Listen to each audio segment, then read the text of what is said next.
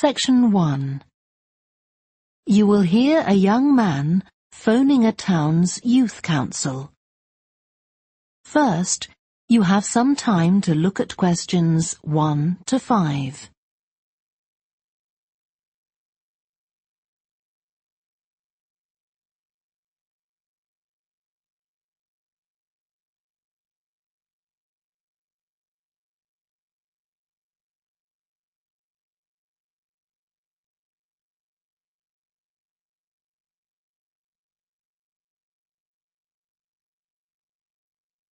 You will see that there is an example that has been done for you. On this occasion only, the conversation relating to this will be played first. Good morning, Youth Council. Caroline speaking. Oh, hello. I'm interested in standing for election to the Youth Council, and I was told to give you a call. That's good. Could I have your name, please? Yes, it's Roger Brown. Thank you. The young man's name is Roger Brown, so Brown has been written in the space. Now we shall begin. You should answer the questions as you listen, because you will not hear the recording a second time. Listen carefully and answer questions 1 to 5. Good morning, Youth Council. Caroline speaking. Oh, hello. I'm interested in standing for election to the Youth Council, and I was told to give you a call. That's good. Could I have your name, please? Yes, it's Roger Brown. Thank you. I'm Caroline, the Youth Council Administrator. So, do you know much about what the council does, Roger? I've talked to Stephanie. I think she's the chair of the council. That's right. And she told me a lot about it. How it's a way for young people to discuss local issues, for example, and make suggestions to the town council. That's what made me interested. Fine. Well, let me take down some of your details. First of all, how old are you? You know the council is for young people aged from 13 to 18. I've just turned 18. And where do you live, Roger? Well, that's a bit complicated. At the moment, I'm looking for a flat to rent here, so I'm in a hostel from Monday to Friday. I go back to my parents' place at the weekend. Okay, so where's the best place to send you some information about the council? Oh, to my parents' address, please. That's 17 Buckley Street, Buckleigh Street, Stamford, Lincolnshire. Though you don't really need the county. Oh, I know Stamford. It's a lovely town. And what's the postcode? PE9 7QT. Right, thank you. So are you working here or are you a student? I started studying at the university a couple of weeks ago, and I've got a part-time job for a few hours a week. What do you do? Well, I've done several different things. I've just finished a short-term contract as a courier, and now I'm working as a waiter in one of the big hotels. Uh-huh. That can't leave you much time for studying. Oh, it's not too bad. I managed to fit it all in. What are you studying? My ambition is to go into Parliament eventually, so my major subject is politics. That's partly why I think the Youth Council is important, and want to be a part of it. And I suppose you're also taking a minor subject, aren't you? I know a lot of people study economics too. I chose history. To be honest, I'm not finding it as interesting as I expected.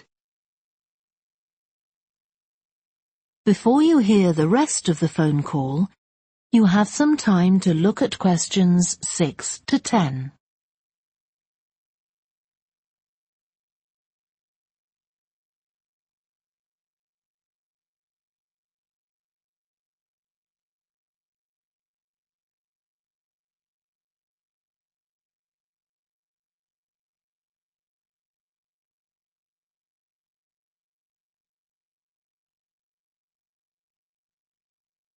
Now listen and answer questions 6 to 10.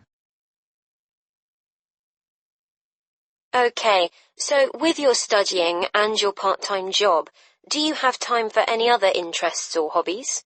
Well, I spend quite a lot of time cycling, both around town to get to university and to work, and also long distance, from here to London, for instance.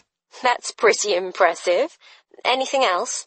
For relaxation, I'm also keen on the cinema. I used to go at least once a week, but I can't manage to go so often now. Right. Are you sure you'll have enough time for the Youth Council? Yes, I've worked out that I can afford to reduce my hours at work, and that will make the time. So is there any particular aspect of the Youth Council's work that appeals to you, Roger? Well, my sister is blind, so I'm particularly interested in working with disabled young people to try and improve the quality of their lives. That's great. Well, the best way to get involved is to be nominated by some people who you know. Right. Can you tell me how to set about organising that? You should talk to Jeffrey, our elections officer. I can arrange a meeting in the council office with him, if you like. Yes, please. He'll be here next Monday, if that suits you. That's the 14th, isn't it? Yes. I can manage late afternoon. Would you like to suggest a time? He generally leaves around 5:30. Well, would 4:30 be okay? My last class finishes at 4, so I'd have plenty of time to get to your office. Right, that's fine. Oh, and could I have a phone number we can contact you on? Yes, my mobile number's 07788 136711. Thank you. Well, we'll look forward to seeing you next week. Thanks very much. Goodbye. Bye. That is the end of section 1. You now have half a minute to check your answers.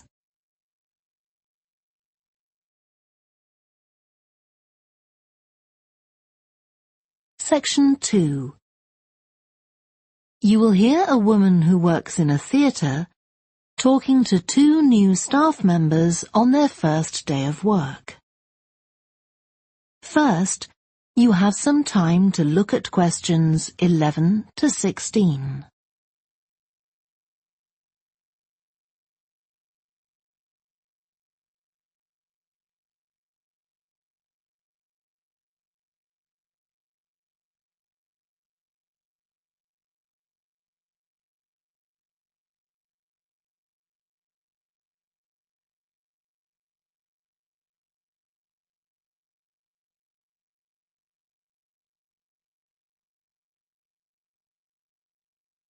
Now listen carefully and answer questions 11 to 16.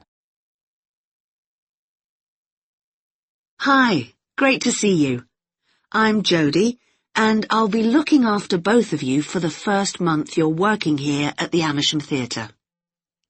I'll tell you something about the theatre now, then take you to meet 2 of the other staff. It's an old building, and it's been modernised several times. In fact, as you can see, we're carrying out a major refurbishment at the moment. The interior has just been repainted, and we're about to start on the exterior of the building. That'll be a big job. The work's running over budget, so we've had to postpone installing an elevator. I hope you're happy running up and down stairs. When the theatre was built, people were generally slimmer and shorter than now, and the seats were very close together. We've replaced them with larger seats, with more legroom. This means fewer seats in total, but we've taken the opportunity to install seats that can easily be moved to create different acting spaces. We've also turned a few storerooms over to other purposes, like using them for meetings. We try hard to involve members of the public in the theatre. One way is by organising backstage tours, so people can be shown round the building and learn how a theatre operates. These are proving very popular. What we're finding is that people want to have lunch or a cup of coffee while they're here, so we're looking into the possibility of opening a cafe in due course. We have a bookshop which specialises in books about drama, and that attracts plenty of customers. Then there are 2 large rooms that will be decorated next month, and they'll be available for hire, for conferences and private functions, such as parties. We're also considering hiring out costumes to amateur drama clubs. Now I want to tell you about our workshops. We recently started a programme of workshops that anyone can join. Eventually, we intend to run courses in acting, but we're waiting until we've got the right people in place as trainers. That's proving more difficult than we'd expected. There's a big demand to learn about the technical side of putting on a production, and our lighting workshop has already started with great success. We're going to start one on sound next month. A number of people have inquired about workshops on makeup, and that's something we're considering for the future. A surprise success is the workshop on making puppets. We happen to have someone working here who does it as a hobby, and she offered to run a workshop. It was so popular, we're now running them every month. Before you hear the rest of the talk, you have some time to look at questions 17 to 20.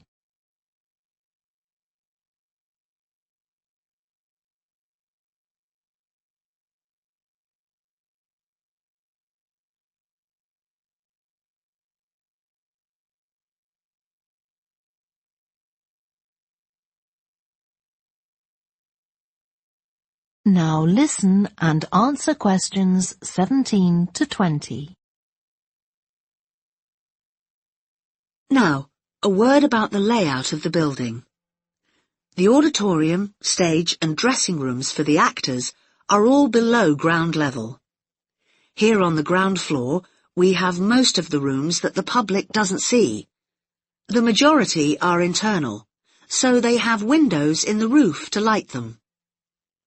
Standing here in the foyer, you're probably wondering why the box office isn't here, where the public would expect to find it. Well, you might have noticed it on your way in. Although it's part of this building, it's next door, with a separate entrance from the road. For the theatre manager's office, you go across the foyer and through the double doors. Turn right, and it's the room at the end of the corridor, with the door on the left. The lighting box is where the computerized stage lighting is operated, and it's at the back of the building. When you're through the double doors, turn left, turn right at the water cooler, and right again at the end. It's the second room along that corridor. The lighting box has a window into the auditorium, which of course is below us. The artistic director's office is through the double doors, turn right, and it's the first room you come to on the right-hand side. And finally, for the moment, the room where I'll take you next, the relaxation room. So, if you'd like to come with me. That is the end of section 2. You now have half a minute to check your answers.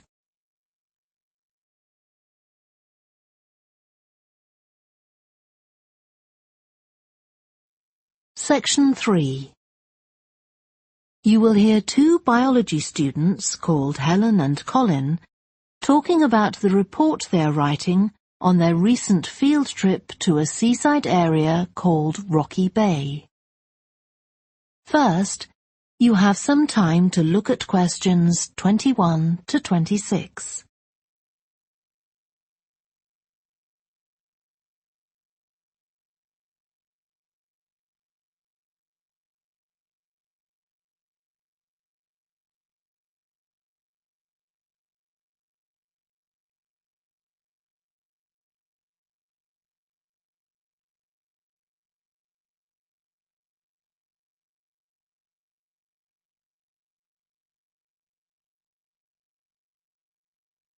Now listen carefully and answer questions 21 to 26.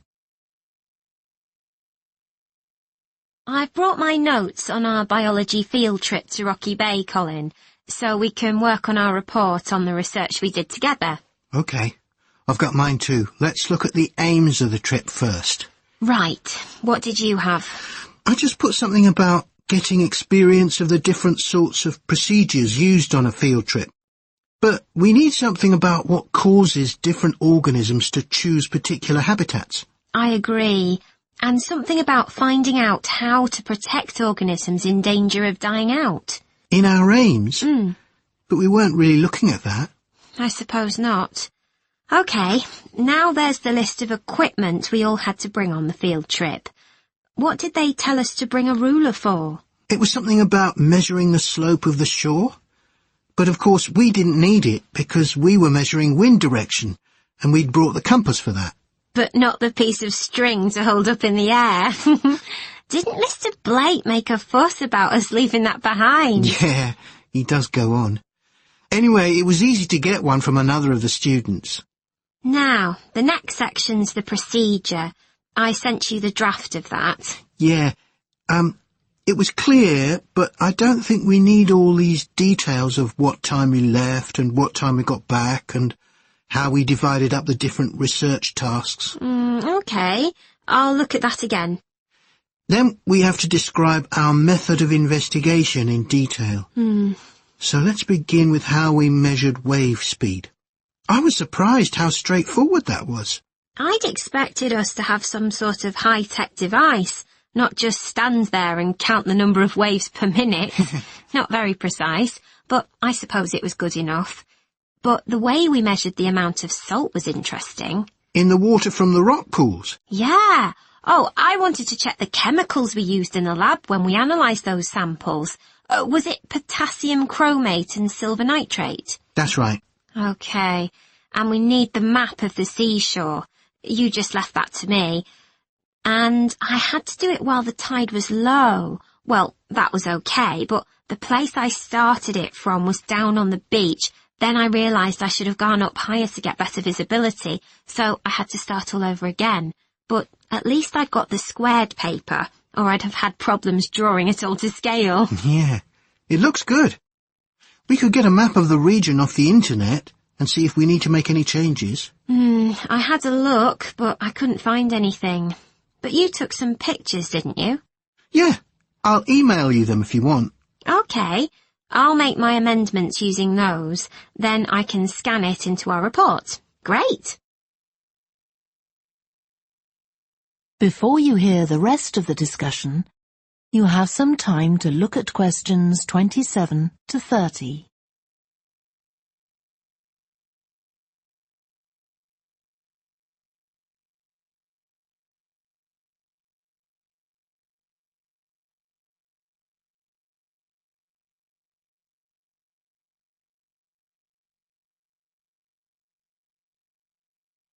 Now listen and answer questions 27 to 30.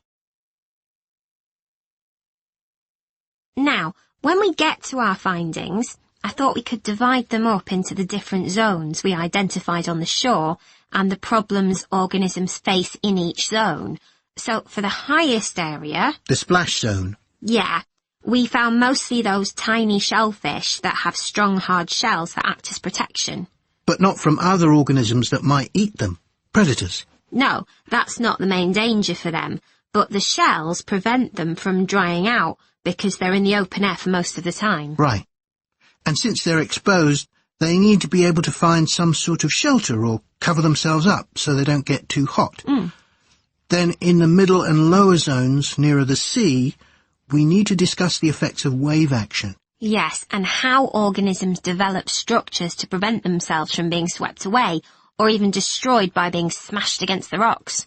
I haven't done anything on the geological changes. I don't know what to put for that. No, we weren't concentrating on that. Maybe we need to find some websites. Good idea. I've got the lecture notes from Mr. Blake's geology course, but they're too general. But we could ask him which books on our reading list might be most helpful. Right. OK. Now, I did a draft of the section of sources of possible error in our research, but I don't know if you agree. For example, the size of the sample and whether it's big enough to make any general conclusions from. But I thought actually we did have quite a big sample. We did. And our general method of observation seemed quite reliable. But we might not be all that accurate as far as the actual numbers go. Yeah, we might have missed some organisms, if they were hiding under a rock, for example. I wasn't sure about the way we described their habitats. I decided it was probably okay. Yeah, and the descriptions we gave of the smaller organisms, they weren't very detailed, but they were adequate in this context. I'm not sure we identified all the species correctly, though. Okay, we'd better mention that. Now, how are we going to... That is the end of section 3. You now have half a minute to check your answers.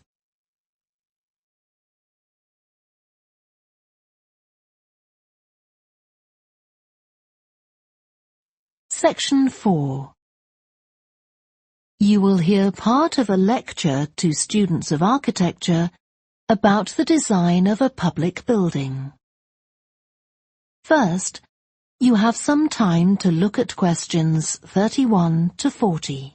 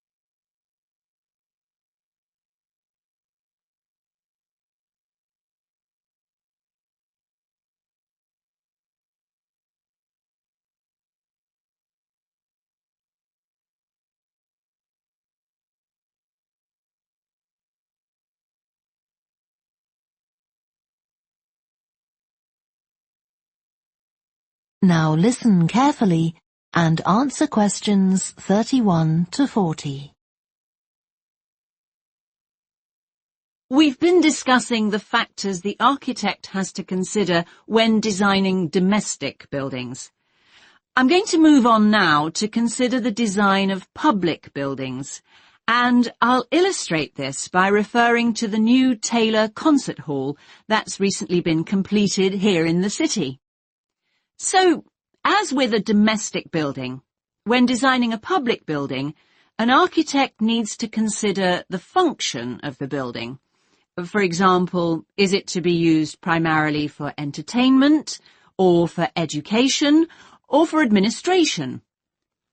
The second thing the architect needs to think about is the context of the building.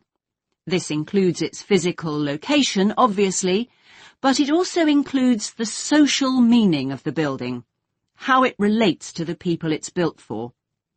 And finally, for important public buildings, the architect may also be looking for a central symbolic idea on which to base the design, a sort of metaphor for the building and the way in which it is used. Let's look at the new Taylor Concert Hall in relation to these ideas. The location chosen was a site in a run-down district that has been ignored in previous redevelopment plans. It was occupied by a factory that has been empty for some years. The whole area was some distance from the high-rise office blocks of the central business district and shopping centre, but it was only 1 kilometre from the ring road. The site itself was bordered to the north by a canal, which had once been used by boats bringing in raw materials when the area was used for manufacturing. The architect chosen for the project was Tom Harrison. He found the main design challenge was the location of the site in an area that had no neighbouring buildings of any importance. To reflect the fact that the significance of the building in this quite run-down location was as yet unknown, he decided to create a building centred around the idea of a mystery, something whose meaning still has to be discovered. So, how was this reflected in the design of the building? Well, Harrison decided to create pedestrian access to the building and to make use of the presence of water on the site. As people approach the entrance, they therefore have to cross over a bridge. He wanted to give people a feeling of suspense as they see the building first from a distance and then close up. And the initial impression he wanted to create from the shape of the building as a whole was that of a box. The first side that people see, the southern wall, is just a high, flat wall uninterrupted by any windows. This might sound off-putting, but it supports Harrison's concept of the building, that the person approaching is intrigued and wonders what will be inside. And this flat wall also has another purpose. At night time, projectors are switched on, and it functions as a huge screen onto which images are projected.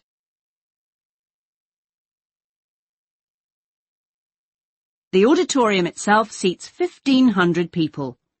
The floors supported by 10 massive pads. These are constructed from rubber, and so are able to absorb any vibrations from outside and prevent them from affecting the auditorium.